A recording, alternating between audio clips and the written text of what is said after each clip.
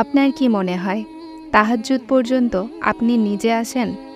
না, আপনি তাহাজ্জুদ পর্যন্ত নিজে আসেন না।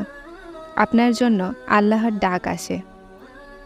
আল্লাহ তাআলা আপনাকে নিজে বেছে নিয়েছেন তার সেই বান্দাদের মধ্য থেকে যারা তার জন্য সবচেয়ে বেশি প্রিয়। যেন আপনি ওঠেন আর আপনার দুঃখে ভরা কাহিনী তাকে শোনান। এটা সেই প্রহর যেখানে শুধু তুমি থাকো আর তোমার রব।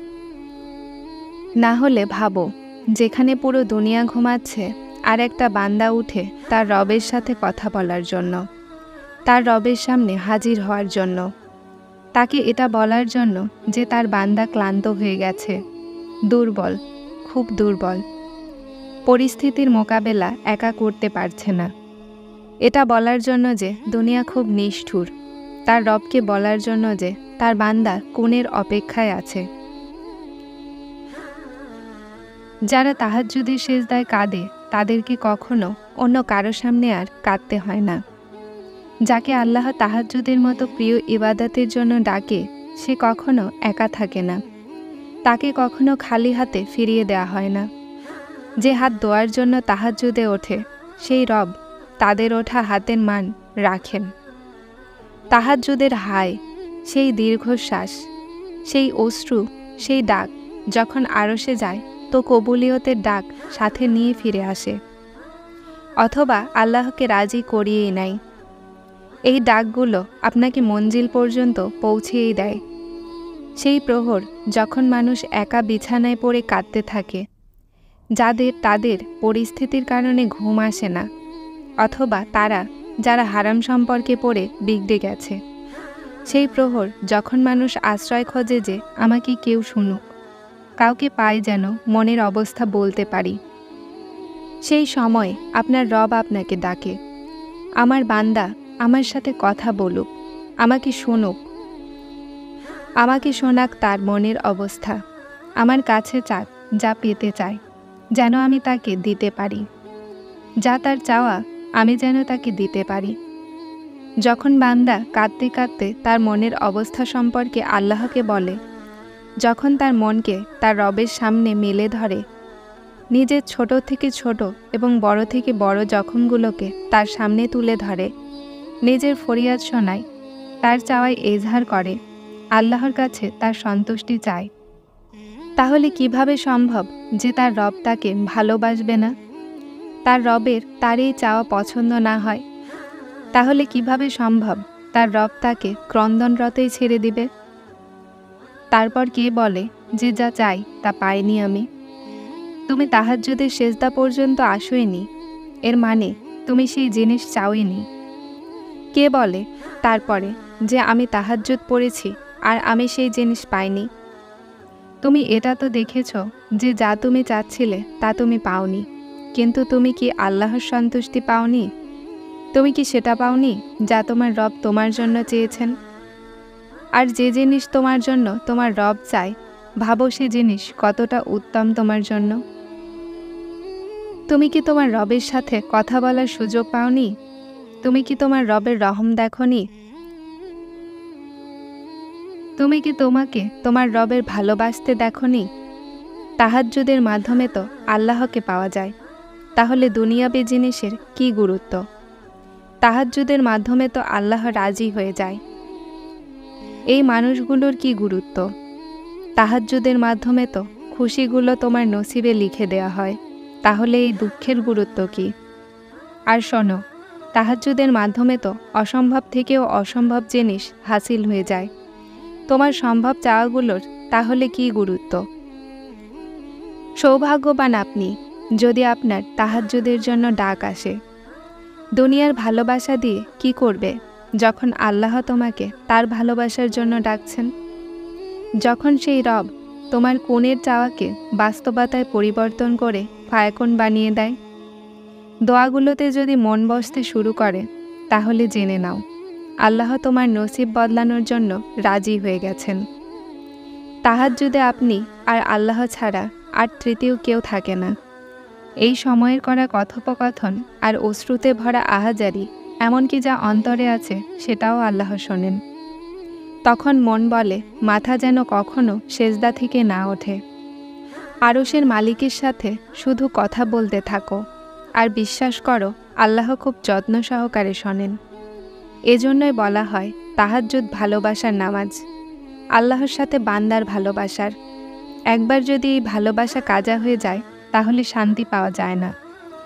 যদি তাহাজ্জুদের মধ্যে কোনো বিশেষ ব্যাপার নাই থাকতো তাহলে কেন আল্লাহ তাহাজ্জুদ গুজারদের জন্য প্রথম আসমানে নেমে আসতেন? শুধু এটা বলার জন্য যে তাদের কি চাই। আল্লাহ তাদের দোয়াগুলো 7 আসমানের ওপরে থেকেও শুনতে পারেন, কিন্তু তারপরও আল্লাহ তাদের সাথে মোলাকাতের জন্য ডাক নিয়ে আসেন। যেভাবে আল্লাহ তাহাজ্জুদকে অন্য নামাজের থেকে আলাদা রেখেছেন, সেভাবেই তার তাহাজ্জুদ আদায়কারীদেরকেও সবার থেকে আলাদা রেখেছেন, আর তাহাজ্জুদ আদায়কারীদেরকে সবার থেকে বিশেষ করেছেন। আর তাদের জন্য এমন মজেজা আছে যা অন্য কারো জন্যই নেই।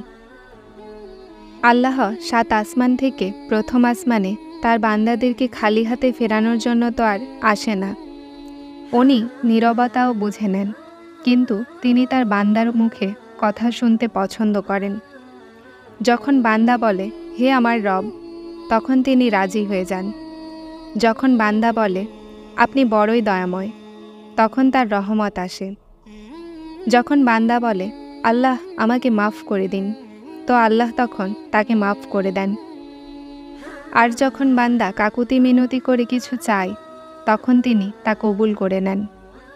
তাহাজ্জুদ তো ভালোবাসার প্রতিষেধক।